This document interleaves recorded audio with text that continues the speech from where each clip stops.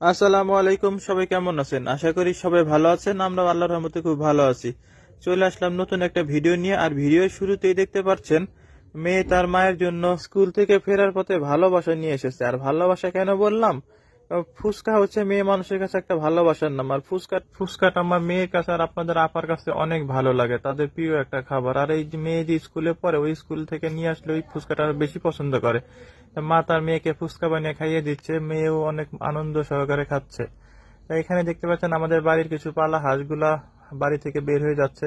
তা দেখতে অনেক ভালোই লাগছে, একসাথে অনেকগুলো হাঁস বেরিয়ে যাচ্ছে। তো মেয়ে আমার স্কুল থেকে ফেরার পরে দেখে আসে আমার ভাসতে মাছ মারতেছে। তা মেয়ে এসে বললো যে বাবা বাড়িতে মাছ মারতেছে। তাই আমি ভাবলাম যে মাছ মারা ভিডিওটা আপনাদের সাথে শেয়ার করি, তো সেই জন্য চলে আসলাম মাছ মারা ভিডিওটা করতে। তো এখানে আমার ভাসতে মাটি দিয়ে এটা বাদ দিয়ে নিচ্ছে, যাতে পানিটা সেচলে যাতে এই পাশে আর না যায়। তাও তো বাদ দিয়ে যথারীতি বাদটা কমপ্লিট করে সেচা শুরু করে দিছে। এই তো সেচতে সেচতে পুরো পানিটা সেচে ফেলবে, সেচে তারপর মাছটা মারবে। আর যাই হোক, এরকম মাছ কে কে মারছেন অবশ্যই আমাদের ভিডিওটা দেখলে জানাবেন।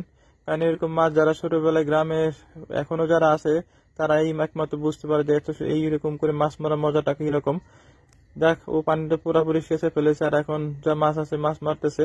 আরো দুই একটা মাছ যখনই পাই তখনই আমাদেরকে দেখায় যে যে মাছ পাইছি, দেখেন এই যে মাছ পাইছি। তা ওদের মাছ মারা দেখে আমারও মনে হয়েছিল আমিও নেমে পড়ি। তা আসলে আমার একটু শরীরটা ভালো ছিল না, যে আমি নামতে পারিনি। তো আর আপনাদেরকে আর একটা কথা বলাই হয়নি, কারণ ভিডিওটি অনেকদিন আগের করা। কারণ এখন এই শীতের ভিতরে তো ওদেরকে দিয়ে মাছ মারানো সম্ভব না, কারণ এখন যে শীত আর পানি যে ঠান্ডা, এই ঠান্ডার ভিতরে ওদেরকে নামালে তো ওদের শরীর খারাপ হয়ে যাবে। তা কিছুদিন আগেরই করা ছিল ভিডিওটা, তা ভাবলাম আজকে আপনাদের সাথে শেয়ার করি ভিডিওটা। এখন তো আসলে আগের মতো খাল বিলে মাছ পাওয়া যায় না, কারণ আগে আমরা ছোটবেলা যখন দেখতাম খাল বিলে প্রচুর পরিমাণে মাছ পাওয়া যেত।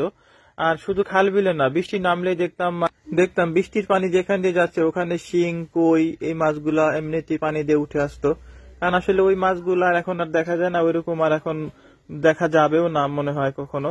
কারণ এখন সব ধরনের মাছই চাষ করা হয়, কারণ চাষের এমন পর্যায়ে চলে গেছে, চাষ করা মাছ যে কোনো মাছ এখন তারা চাষ করতে পারে। আর সেই কারণে আসলে আমরা এখন মাছ খাই, মাছের অরিজিনাল স্বাদটাও খুঁজে পাই না। আসলে সেই জন্য ওদের মাছ ধরা দেখে আমার মনে পড়ে গেল ছোটবেলা আমরা যখন খাল বিল থেকে মাছ মারতাম, আর সেই মাছটা যখন নিয়ে বাসায় আসতাম, মা মাছগুলো দেখে অনেক খুশি হইতো। আচ্ছা, যাই হোক, আপনাদের সাথে অনেক কথা শেয়ার করলাম।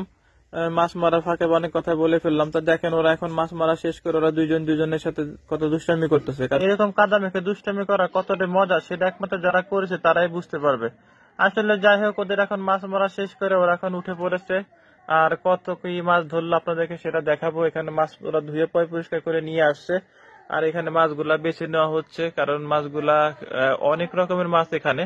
আর সেই জন্য মাছগুলা এক একটা এক এক সাইডে করে নেওয়া হচ্ছে, নিয়ে এখানে পরিষ্কার করে মাছটা কাটা হবে। ধুয়ে পরিষ্কার করে আজকে মাছটা রান্না করা হবে। আর ভিডিওটি কার কার ভালো লাগলো অবশ্যই জানাবেন। সবাই ভালো থাকবেন, আল্লাহ হাফেজ।